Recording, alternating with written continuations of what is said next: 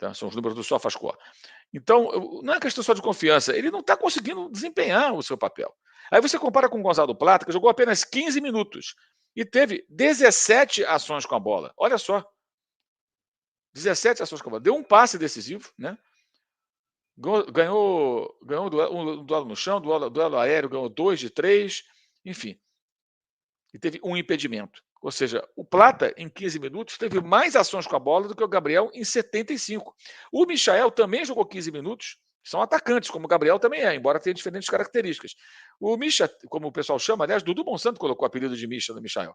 Então, o Michael teve 13, um abraço para o Dudu Monsanto, teve 13 ações com a bola, 13, tá? E sofreu um pênalti. Sofreu um pênalti, um pênalti sofrido. Então, você vê que em pouco tempo o Michael foi mais útil do que o Gabriel. Claro, entrou em outro momento do jogo, o Bahia já meio desesperado, até o pênalti aconteceu. E o Alcaraz, que é um jogador de meio campo, mas que chega bastante na frente, né? Fez um gol, jogou 24 minutos, 27 ações com a bola, 2 finalizações, uma no travessão e fez a do gol. Ganhou 5 de 8 duelos no chão, 1 de um duelo aéreo, tá? Perdeu 7 vezes a bola, 3 desarmes ele fez e sofreu um drible. Ele ainda fez 3 desarmes. Então, se você vê que a diferença é muito grande de participação, o Gabriel não consegue participar do jogo. Isso é uma constatação, gente, não é uma crítica. Ah, você persegue, eu não persigo ninguém. O futebol está perseguindo o Gabriel. E não dá para aceitar qualquer, entre aspas, esmola de uma participaçãozinha um pouquinho melhor aqui ou ali para um jogador tão importante na história do clube, tão caro. Ele tem que entregar mais. Uma coisa é o Carlinhos, que é um jogador muito barato, de um salário baixo, de um investimento muito baixo do Flamengo, entrar e jogar mal. O Carlinhos é uma aposta, contratado porque ele estava suspenso. E ele veio do Nova Iguaçu, custou pouco para o Flamengo. Tem um salário muito baixo em relação aos demais. Então, se der certo, ótimo. Não deu certo, é um risco pequeno. A expectativa não pode ser a mesma em relação ao Carlinhos e ao Gabriel. O Gabriel tem que apresentar mais. E o tempo está passando. O ano está acabando. E o time pode ser mais efetivo, talvez sem ele. Ele estava na reserva, não foi com o Tite. É uma falácia dizer. Não estou defendendo o Tite, é apenas a verdade, gente. O Tite é página virada. Não tô aqui, eu não defendo técnico nenhum. Eu defendo, na verdade, todos eles terem o direito de fazer o seu trabalho. E teve gente falando que eu critiquei Felipe Luiz. Eu desafio qualquer um a encontrar a crítica ao Felipe Luiz. A única crítica embutida no comentário meu foi que eu acho que a escalação do Gabriel tem muito de bradagem.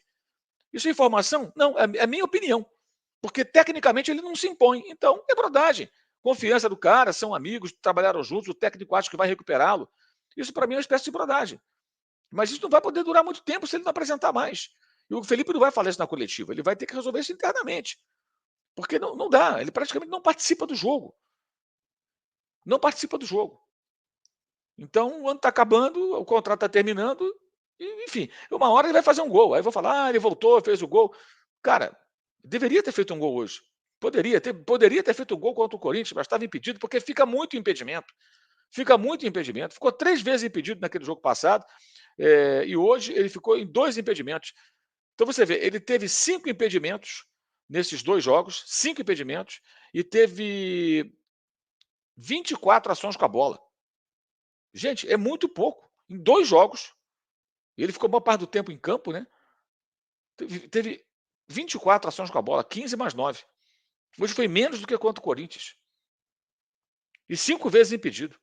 E fez um gol que foi anulado por impedimento. Estava impedido. Estava impedido. O ângulo ali que eu utilizei, botei na rede social, tudo mostra claramente. É porque não presta atenção no último homem da linha de zagueiros do adversário. Então isso tem que ser enfrentado de maneira profissional. O Felipe tem que tentar recuperar o jogador, a função dele como técnico, como era de qualquer outro ali, mas esse papo, o técnico não gostava dele, não tem esse negócio não, cara. Se o seu chefe não gostar de você, você tem que trabalhar melhor ainda e mostrar para ele, olha, eu sou bom pra cacete, você vai ter que me engolir aqui, vai ter que me aturar. Me manda embora. Me arruma melhor que eu. É isso que você tem que fazer em qualquer atividade profissional. Qualquer uma. Não existe esse negócio. Você, com o seu trabalho, você que está me acompanhando, que está discordando do que eu estou falando, como é que é quando o teu chefe não gosta de você? Você faz o quê? Trabalha mal? Não, você trabalha melhor. Você vai para cima, você esfrega na cara do filho da puta do chefe que te persegue, que não, você é bom e merece o seu emprego. É assim que se faz. É assim que se faz. Talvez mesmo assim o cara te mande embora, porque ele não gosta de você, ele te persegue, de repente é um cara que não quer te engolir, mas você vai mostrar que é bom e vai trabalhar em outro lugar e vai ser bom em outro lugar. Então o Gabriel tem que jogar bem. Não interessa, o Tite gostava, não gostava. E o Bruno Prado fez um brilhante comentário há poucos dias na Jovem Pan, mostrando que o Tite convocou ele várias vezes e só utilizou o Carlinhos nesse ano em situações em que ele não estava disponível por lesão ou suspensão. E em uma ocasião, os dois entraram juntos, Carlinhos e Gabriel. Ou seja, os fatos não comprovam. Essa é uma tese mentirosa. É uma tentativa de transferir responsabilidade que é do jogador. Cabe a ele voltar a jogar bem. E ele precisa voltar a jogar bem, porque ele custa muito dinheiro ao Flamengo, ele tem uma história muito importante do clube, ainda é o ídolo de muita gente que torce pelo Flamengo, então cabe a ele voltar a jogar bem e tentar até renovar o contrato se ele jogar bem. Você acha que qualquer candidato a presidente do Flamengo, se ele estivesse comendo a bola, não ia renovar o contrato com ele? É claro que ia renovar. Então vamos entender isso aí, vamos ter um pouco de bom senso e parar com essa pataquada de ficar buscando justificativa. E também com essa outra palhaçada de achar que quem critica está perseguindo. Não, são os fatos. São os fatos. É porque tem torcedor que fica se apegando ao jogador. E aí sempre é condescendente. Não, desculpa, esse não é o papel da gente aqui. Tá? Independentemente do time pelo qual a gente torce. Enfim. É isso. Sobre o Gabriel é isso. Acho que é importante. Vou mostrar também aqui a tabela do Campeonato Brasileiro do SofaScore. Tá? Vamos também aqui compartilhar a tabela para vocês verem como ficou a classificação do campeonato depois da rodada de hoje. Né? Vocês estão vendo aí a tabela do SofaScore. Primeiro, o Botafogo tem 60 pontos. Gente, o Botafogo tem o dobro de pontos do Fluminense, que tem 30. O dobro. Olha aqui embaixo. E tem mais do que o dobro do Corinthians. É impressionante, né? Assim, a campanha é muito boa do Botafogo e ridícula desses dois times que eu citei, Fluminense e Corinthians. Palmeiras, agora 57. O Palmeiras retribuiu aquela diferença de pontos, né? Aquele tropeço, melhor dizendo, que fez crescer de novo para 3 a diferença de pontos entre os dois times, que ainda vão se enfrentar no final do campeonato, na reta final em São Paulo, porque o Palmeiras empatou com o Red Bull Bragantino. E o Botafogo venceu o Atlético no Paraná. Aliás, o Atlético Paranaense tem a terceira pior campanha como mandante nesse campeonato. Uma terrível a campanha do Atlético jogando em seus domínios. O Fortaleza voltou a perder, né? Tinha perdido algumas rodadas para o Internacional e perdeu agora para o Grêmio. Os dois gaúchos ganharam do Fortaleza. Tinha reagido com 2 vitórias, parou em 55, o Flamengo foi a 51.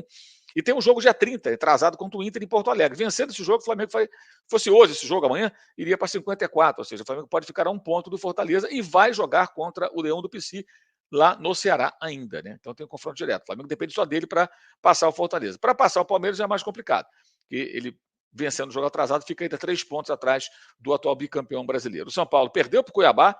Aliás, o São Paulo perdeu os 2 jogos para o Cuiabá. Tinha perdido no estádio do Morumbi e agora perdeu lá no Mato Grosso. E com isso parou nos 47. O Flamengo com um jogo a menos e 4 pontos a mais. Então isso foi bom para o Flamengo, porque o São Paulo é o time que vinha tentando tirar o Flamengo do grupo dos 4 mais bem colocados. O Internacional, por sua vez, chegou a 46 e tem um jogo a menos em relação ao São Paulo. Ou seja, se vencer o Flamengo no jogo atrasado, em tese, ele iria, fosse hoje, amanhã, iria a 49 pontos. Internacional tem uma sequência com 2 empates e 5 vitórias nos 6 últimos jogos. Muito boa a sequência colorada. O Bahia voltando a perder, né? Derrota, vitória, derrota, vitória, derrota.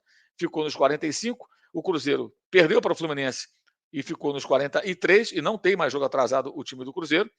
O Vasco está jogando agora contra a equipe do Juventude, vai empatando em 1 gol em São Januário, tem 37. Também tem um jogo atrasado. O Atlético Mineiro tem 2 jogos a fazer atrasados, tem 37 pontos também. O Grêmio tem um jogo atrasado, tem 35, mesma pontuação do Criciúma, que não tem jogo atrasado.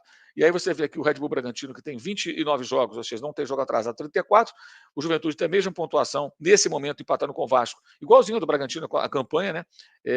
34 pontos em 29 partidas. O Atlético Paranaense perigando, hein? 2 jogos atrasados, mas 31 pontos. Mas não antes que o Atlético, olha os 5 últimos jogos. Derrota, empate, empate, derrota, derrota. O Atlético de 15 pontos, que disputou nos 5 últimos jogos, fez apenas 2. Então, se continuar assim, o Atlético daqui a pouco vai entrar no rebaixamento, hein? O Fluminense tem 30 pontos, 28 jogos, um atrasado, portanto. O Vitória, 29 jogos e 29 pontos, igual ao Corinthians, mas fica na frente do Corinthians porque tem mais triunfos do que o time paulista, né? 8 contra 6. O Cuiabá foi a 26 pontos, né? Mas ainda está 4 pontos fora do rebaixamento, mas tem o mesmo. Agora, detalhe: o Cuiabá tem 28 jogos. Então, se ele vence o jogo atrasado. Olha que interessante isso aqui. Ó. Se o Cuiabá vence o jogo atrasado dele, ele vai a 29 pontos, né? Que seriam 29 pontos e 29 jogos, igual o Corinthians e Vitória. Então o Cuiabá não está morto, gente. Tem isso. O Cuiabá está na briga. E já virtualmente rebaixado do Atlético Goianiense, com 29 jogos e 21 pontos apenas. Né? O Atlético que venceu o Fluminense na rodada anterior, jogando lá na cidade de Goiânia. Tá?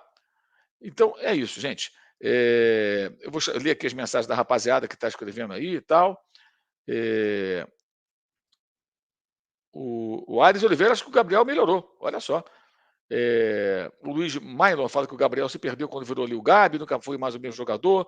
O MFSN Rio de Janeiro também acha que não está bem. O Rodrigo Araújo não está gostando do Arrascaeta, do De La Cruz. O RP Doc com a gente também aqui. O NSX dizendo que o Cuiabá não cai. O Laerte Rocha Gomes também.